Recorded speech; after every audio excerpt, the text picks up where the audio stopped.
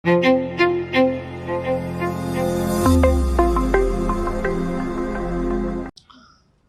berbuat amal soleh itu ada kenikmatannya. Orang buat dosa ada kenikmatannya. Tapi dua kenikmatan ini mustahil bersatu, nggak bisa. Antum kalau merasakan nikmatnya ibadah, dan itu dengan cara ibadah itu tanda kutip harus dipaksakan, nggak bisa nggak. Kalau antum tidak paksakan sholat malam, mulai nanti malam bunyiin jam beker, atur sejadahnya, bubuhi minyak wangi, paksain diri bangun, mustahil. Sampai mati antum tidak akan sholat malam. Karena syaitan nggak mau kita ibadah, harus dipaksakan. Kalau kita tidak paksakan jalan ke rak buku kita di rumah, yang kita taruh Al-Quran, paksakan jalan ke sana, ngambil Qurannya, paksakan baca selembar sehari, tidak bakal dibaca sampai kita meninggal. Mungkin sampai anak cucu kita juga tidak sentuh Quran itu. Mereka cuma mengenang, oh itu Quran nenek dan kakek saya. Nggak bisa kalau nggak dipaksain.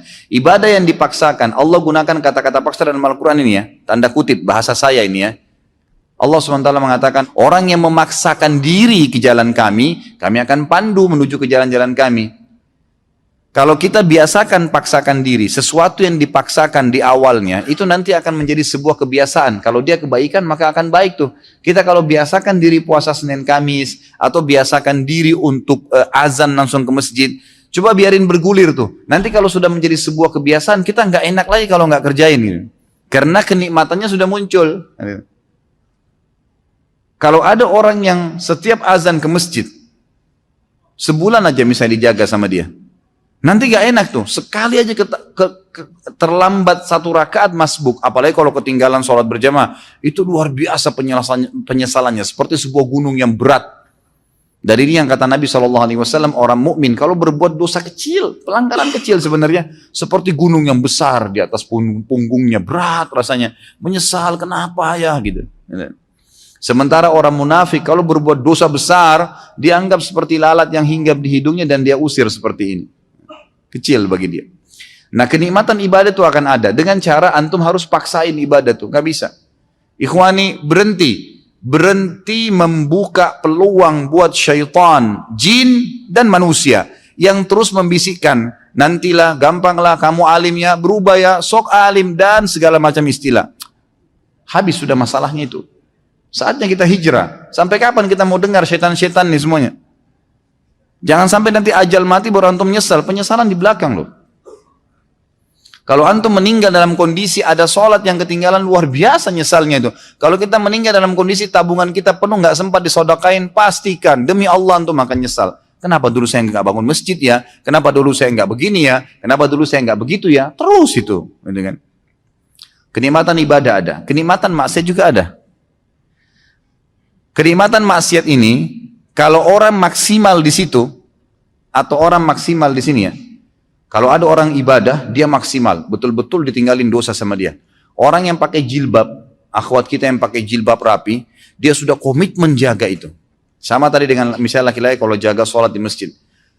Luar biasa, dia tidak mau ada orang lain lihat sehelai rambutnya pun kecuali mahramnya. Satu waktu ada orang nyelonong masuk ke rumahnya. Pas nyelonong masuk ke rumahnya, lihat rambutnya. Apa yang terjadi? Pasti ukhti itu menyesal. Luar biasa terbebani. Kenapa nih rambut saya kelihatan? Karena dia sudah merasakan pakai jilbab itu sudah dipaksakan sama dia, tanda kutip, sehingga menjadi sebuah kebiasaan dan sudah ada kenikmatan. Karena dibiasakan jadi ada kenikmatannya, gitu kan? Nah, kenikmatan ini, kenikmatan ibadah ini akan menghilangkan kenikmatannya dosa. Lawan tutup aurat, buka aurat. Orang yang sudah biasa tutup aurat, dia rasa nggak enak lagi orang buka aurat. Orang yang biasa sholat, hilang kenikmatan meninggalkan sholat. Karena lawannya sholat pahala, ini meninggalkan sholat dosa gitu kan. Tarik kepada semua ibadah nih. Orang yang biasa gemar bersedekah bantu orang, nanti dia nggak enak. Lawannya itu pelit, itu berat. Dia jadi tidak mau tuh. Tidak ada kenikmatannya lagi. Dia kalau punya sesuatu, siapa lagi nih yang mau dikasih nih? Dikeluarkan. Gitu kan. Dosa dari sisi lain juga punya kenikmatan. Dosa punya kenikmatan. Orang kalau sudah membiasakan diri dalam kemaksiatan, misal perempuan tidak tutup aurat, dia pakai celana pendek, pakai celana ketat, bajunya luar biasa terbuka, gitu kan? Dia jadikan sebagai kebiasaan, muncul kenikmatannya itu. Makanya semua yang dibeli pakaian pendek semua. Kenikmatan ibadah lawannya tutup aurat itu hilang dari dia. Mustahil dia mau tutup auratnya, gitu kan? Karena dia sudah merasakan kenikmatannya maksiat nih. Gitu. Tarik ini dalam semua kemaksiatan. Kemaksiatan apapun yang antum rutinkan. Makanya sering saya bahasakan ikhwani. Allah subhanahu wa ta'ala menyibukkan kita dengan kegiatan-kegiatan agama tuh. Dibuatin jadwal seharian. Ada jadwal sholat, ada jadwal baca Quran, ada jadwal... Ada amal-amal soleh, banyak programnya. Ditawarkan supaya padat. Syaitan untuk membuat agar program-program ibadah ini terganggu, dibuatin program juga sama dia. Program-program kemaksiatan. Kalau antum sudah dikena dengan satu dosa, misal nonton gosip jam 8 pagi. Contoh, syaitan hiasin tuh supaya jadi indah dan menjadi kebiasaan antum. Setiap jam 8, nggak enak kalau nggak nonton misalnya. Jadi sebuah kenikmatan. Ya kan?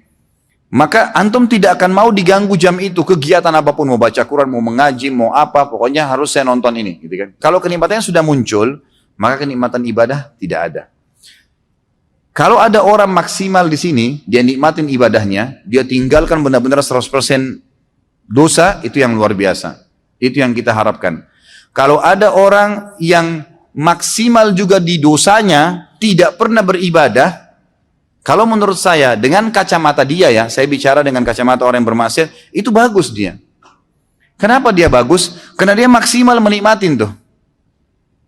Kalau ada orang yang tengah-tengah, nah ini yang paling banyak nih.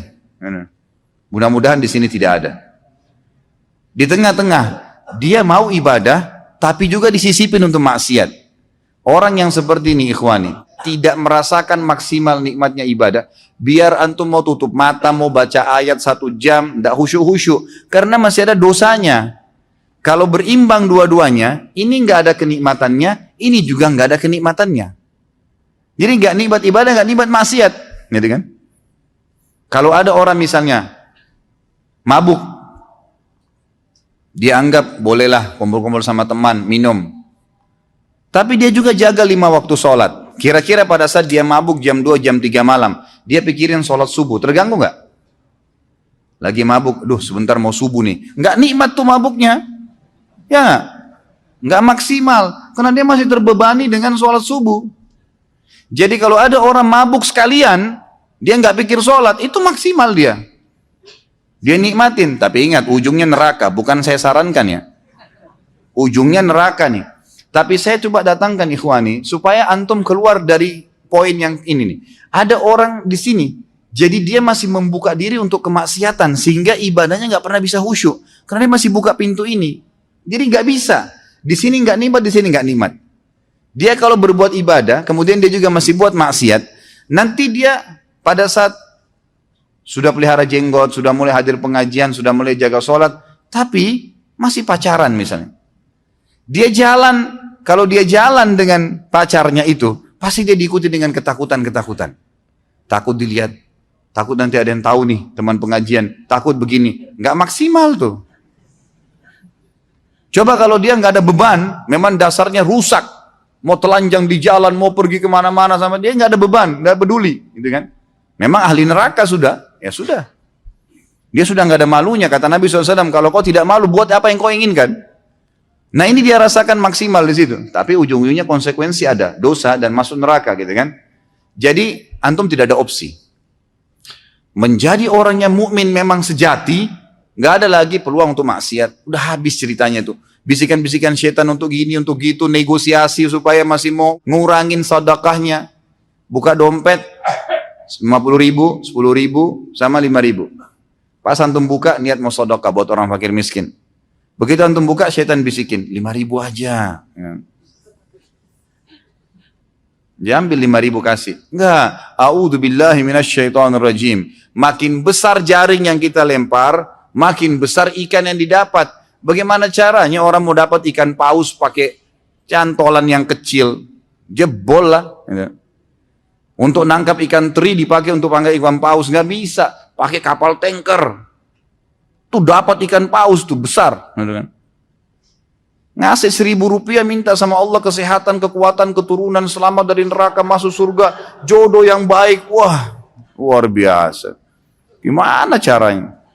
Padahal kalau dia belikan atasannya hadiah, dibungkus kemasan bagus macam-macam. Kita kalau kasih fakir miskin, ikhwani, itu kita bukan kasih dia sebenarnya, kita seperti memberikan hadiah kepada Allah itu.